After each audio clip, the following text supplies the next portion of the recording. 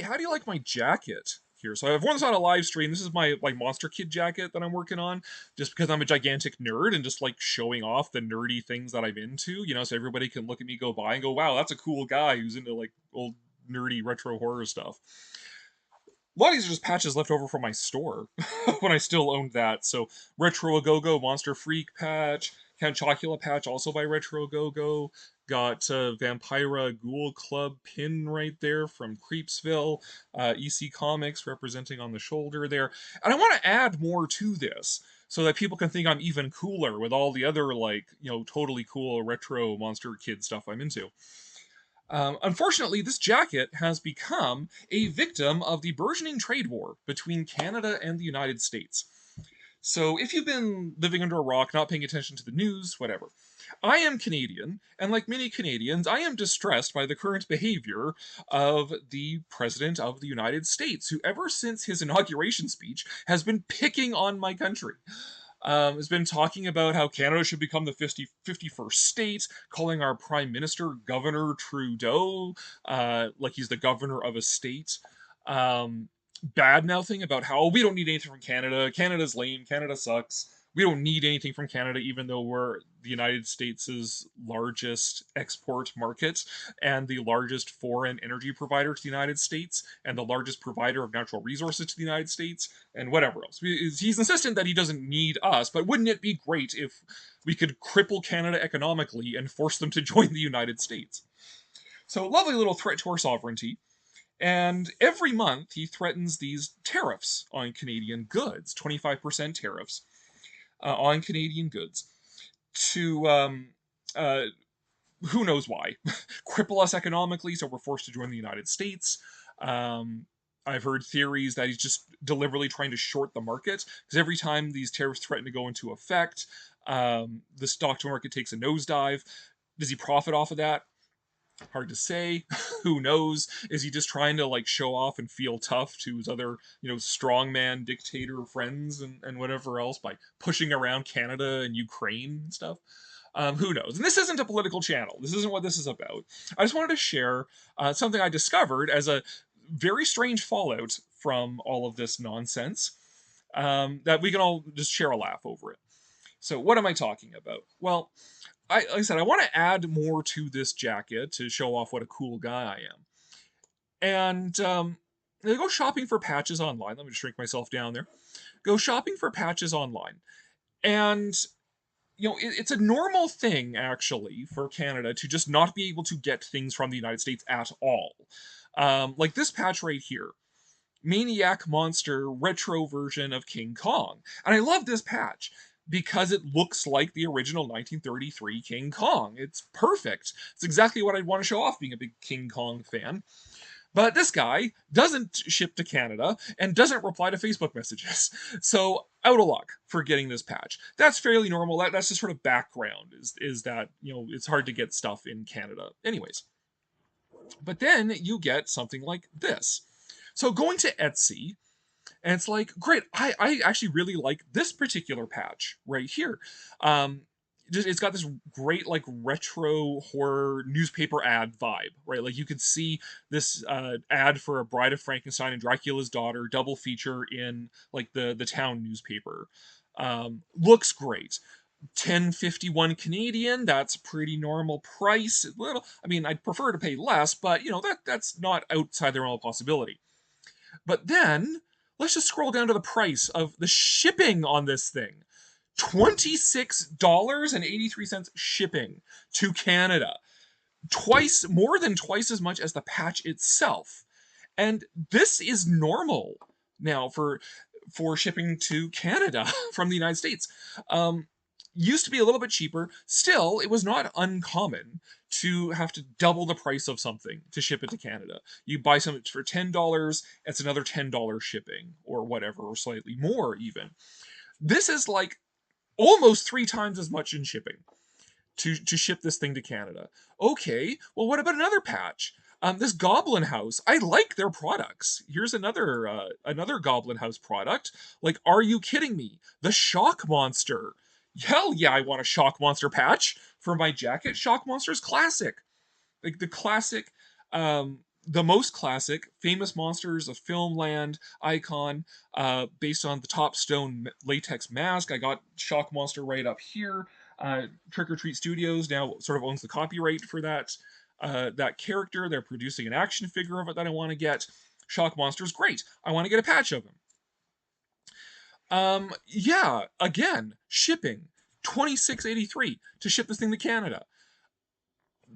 Like, again, like more than double what the patch itself is actually costs. Goblin House, help me out here. Like, geez. Speaking of famous monsters of Filmland, would be awesome to get a famous monsters of Filmland patch. Forma jacket, $7.50. Again, that's actually even better. That's a great price. That's a normal price I would pay for a patch. Oh, but shipping, $22.53. Are you absolutely kidding me? Like, come on. And I did just recently order a patch off of Etsy for my other cool guy jacket for Route 66. It's sort of my souvenir jacket of places I've been, and it's sort of because I started it more recently. I have to kind of backtrack and get some patches of places I already have been on Route 66, and that was before. That was like a week or two ago when it was just like a reasonable amount of shipping. Like it was only double what it cost. So it's like $10 patch, $10 shipping. Like okay, um, this has gotten out of control. This shipping here, where the shipping itself is like 2-3 times as much as the item itself is. Um, Here's another one I wouldn't mind getting a Frankenstein patch, and we've got $12. That's a bit expensive for a patch, only to be compounded by $26 shipping. Are you kidding me? Okay, how about the Bride of Frankenstein? Well, we've got another $12.20. Same distributor there, Flair King, and same price, $26 shipping. Now here's the kicker. Okay, so shipping to the United States, but maybe this is shipping to Canada. I live out here in the winter hinterlands in the wilderness of Canada, fighting off bears to get to my mailbox. Is it just a Canada thing? Oh, but wait, I can find the identical patch here, $8.14 $8.14 Canadian. Great. And shipping $4.88 from Ireland. From Ireland, I can get the same patch for like half the price and shipped for like $5. It has to cross an entire ocean to get to me and most of the North American continent, and it's like a fraction of the price of shipping it just across the border from the United States. How is this even happening? How is this actually even happening?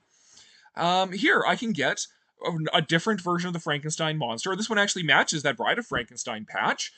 $7.82, reasonable price, and imported from Ukraine for $11.